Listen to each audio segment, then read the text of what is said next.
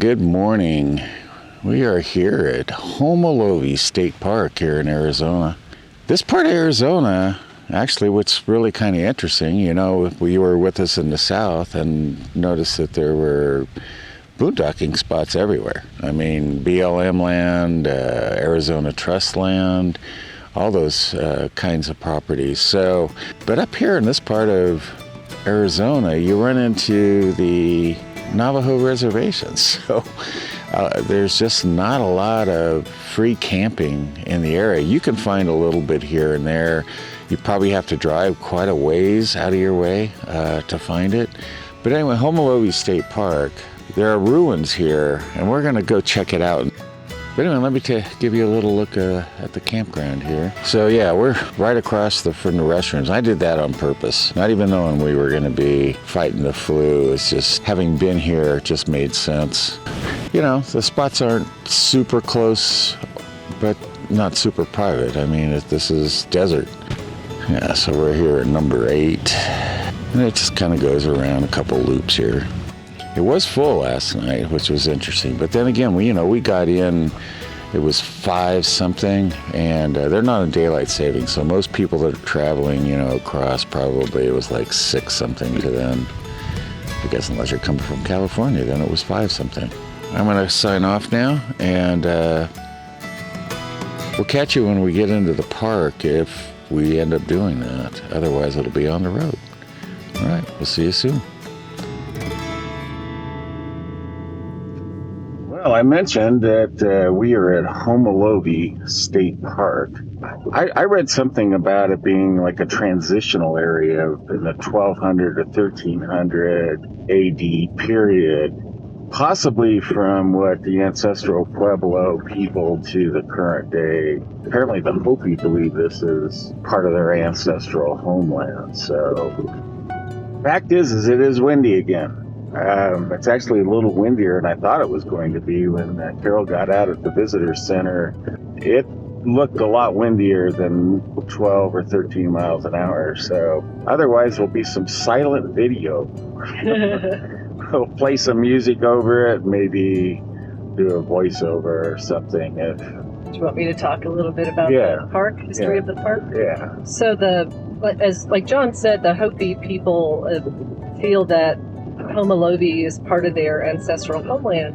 They supported and still support the establishment of the park in 1986, and then it was actually opened then in 1993. So it's relatively new. They say that it serves as a center for research for that late immigration period from the late 1200s to the 1300s. And they paused in the migration before going on to join the people up on the mesas.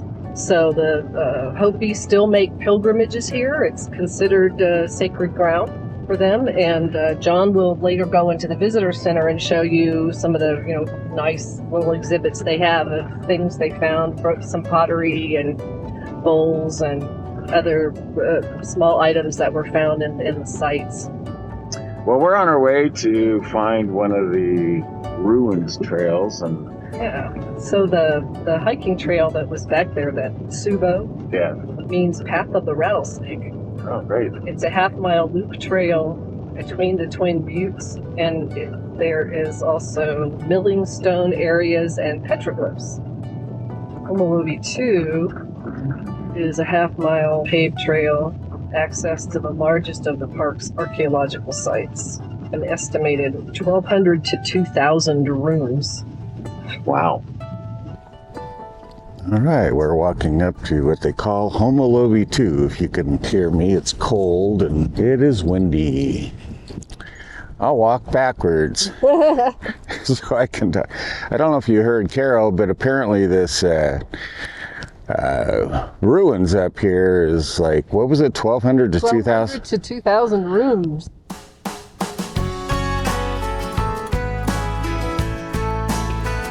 All right, I was starting to leave the little sign we were just showing you and saw these pottery shards that someone's found and left here. Pretty cool. Awesome. Carol totally missed them. Huh? You totally missed them.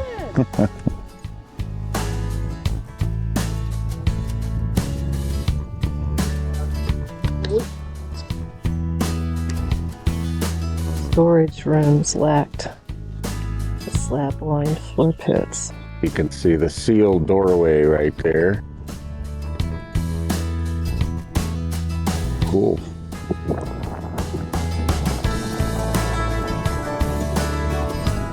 Saw this little path over here, and I'm not going to go too far, but this is where we just were with Carol and Trigger, and the sealed door.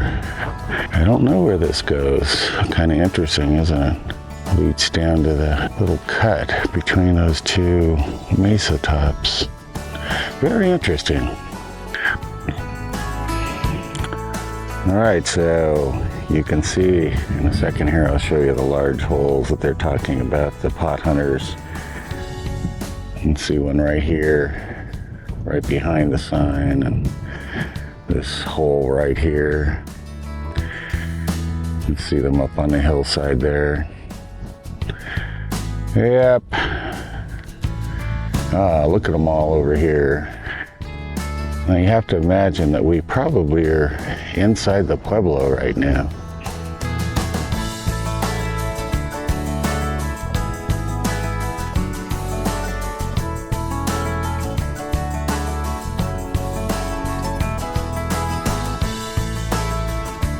So this one behind me here is probably a good example of a square kiva or a rectangular kiva. It's pretty cool. Mostly rubble, but we'll journey on and see what we see.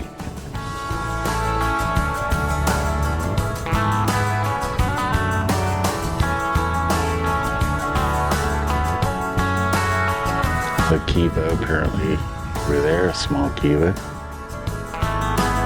Now, it's hard to know after that explanation of the pot hunters when you see the little kind of depressions, like here's one right here. You know, are these pot hunters or were they something else? Another sort of depression right there.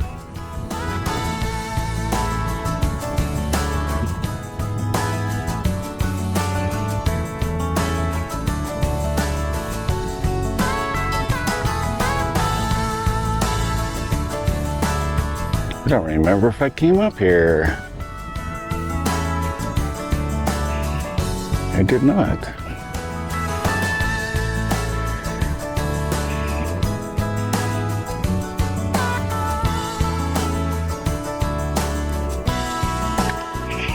That's pretty cool. I mean, this is Homolovi 2. We're gonna drop by the visitor center and I'll kind of tour what they've got inside there. And then there's a Homolovi 1 site that we'll probably drive down to. So stay tuned.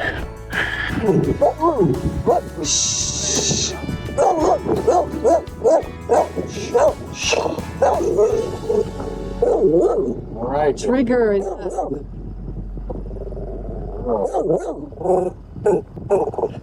Well, in case it's not obvious, we are not at the visitor center.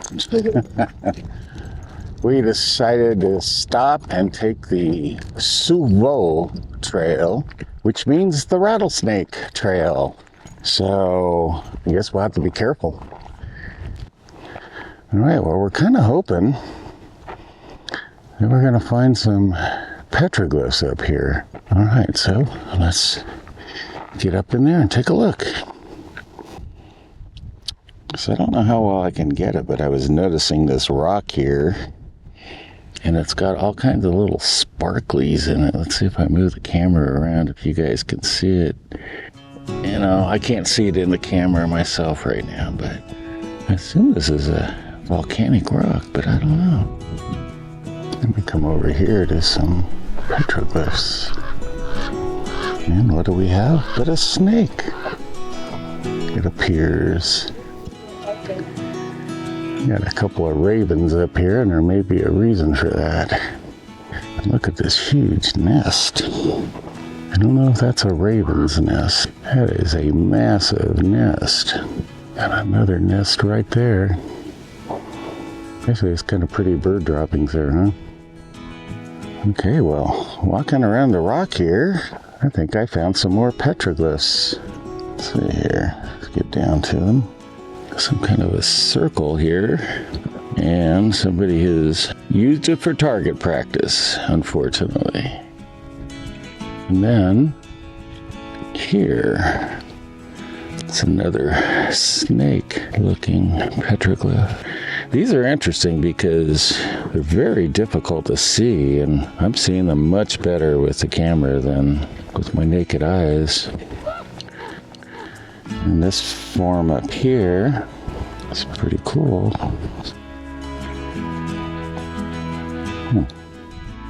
I don't know. It's amazing. There's one right here, I think. Well, I saw all the gunshots in the shot. So I kind of came around the rock, and I'm kind of wondering if this isn't one here. Again, we've got some bullet holes, but yeah, it sure looks like one, doesn't it? This rock is really cool.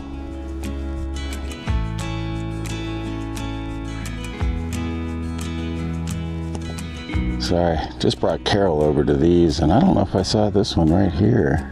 Again, I can see more, I think, with the camera than I can with my naked eye.